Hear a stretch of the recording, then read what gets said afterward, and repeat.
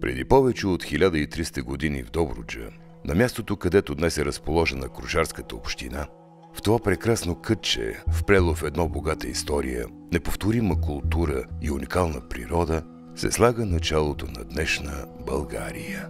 В тази земя, разположена на кръстопът между изтока и запада, врата между Европа и Азия на Балканите, се преплитат нишките на древни култури, дават си среща различни племена и народи, живели за кратко или за по-дълго тук, избрали равнината за свой дом и оставили своя следа.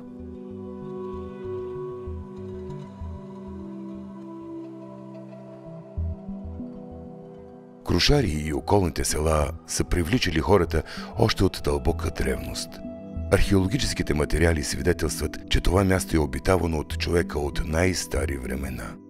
Каньонът на Суха река, която минава през землището на общината, е бил най-големият източник на прясна вода в тази част на Южна Добруджа в древността и мястото е представлявало едно изключително оживено търговско и културно средище.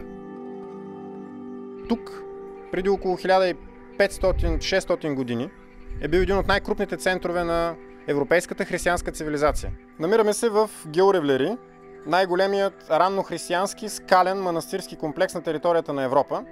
Мястото е дом на едни от първите раннохристиянски монаси, които още в края на 4-ти, началото на 5 век създават първите монашески колонии в Европа въобще. За да живееш в скалата се изисквало много особено настроение на духа и особена твърдост на вярата.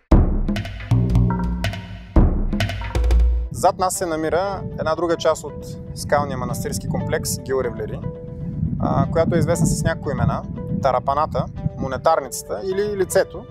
Обяснимо защо последното име, тъй като с оцелелите 3 монашески килии, които наподобяват 2 очи и уста, канарата сама по себе си наподобява формата на човешко лице. От суходолието на Суха река започва триумфалното шествие на монашеското движение и с всички останали части на европейския континент. Суха река, в древността пълноводна и плавателна, а днес почти пресъхнала, предопределя уникалните природни дадености и биологично разнообразие в този иначе изключително земеделски район. В защитена територия Суха река пази растителни и животински видове, които не се срещат на друго място в Добруджа. Изобилстват житни и множество защитени и лечебни видове растения, като гороцвет, коило, лугачка, скално и стравниче. Суходолията се обитават от различни земноводни влечуги и сухоземни шипобедрена и гръцка костенурки. Птиците са обект на голям интерес и наброяват 98 гнездящи вида.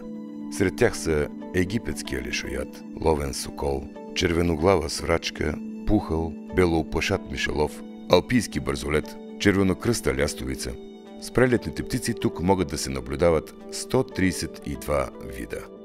В изградените микроязовири домуват много водолюбиви птици.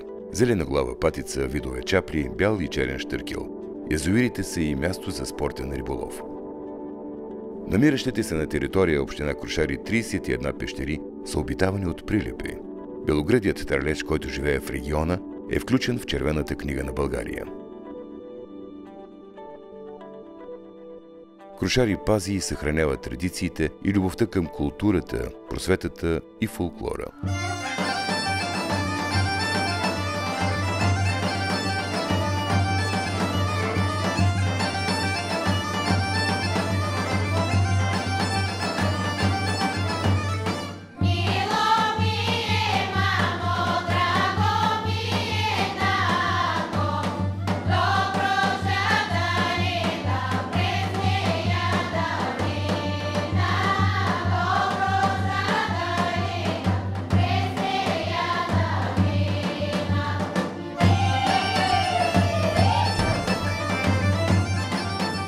Първите сведения за наличието на българско училище в района датира от 1850-1851 година, а читалището вече втори век върши своята народополезна дейност.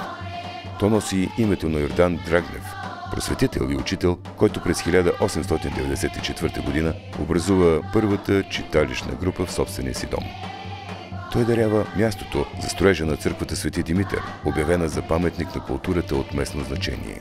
След 1945 г. читалището прераства в средище на целият културен живот и настъпва истински разцвет на неговата дейност. Тогава е създаден и първият в страната селски ансамбъл за народни песни и танци. Почти целият репертуар на ансамбъла е основан на добруджанския фолклор.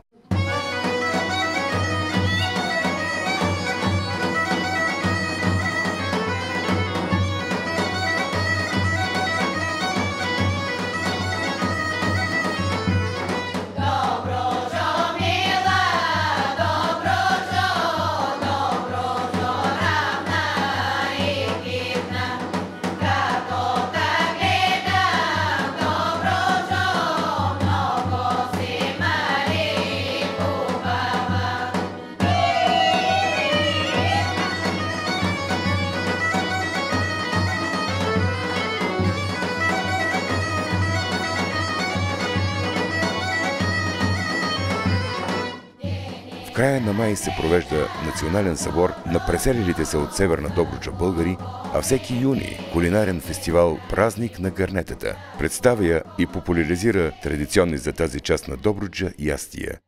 Каже ли човек Златна Добруджа, първата мисъл е за житото и за хляба.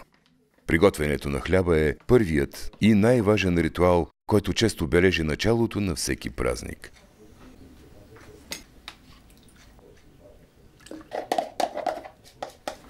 Мари Калино, Кара Калино, Мари Калино, Кара Калино, аз не те любя, че си хубава, а най-те любя зарад майка ти. Приготвянето на храна е израз на обич, сговор и гостоприемство, на връзката на добруджанеца с земята, която го дарява със своята щедрост. И всеки гост е добре дошъл.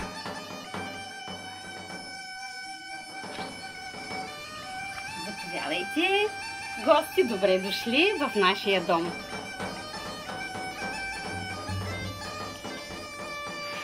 И всеки ще бъде посрещнат и нагостен с най-ценният за добруджанеца божествен дар – хлябът.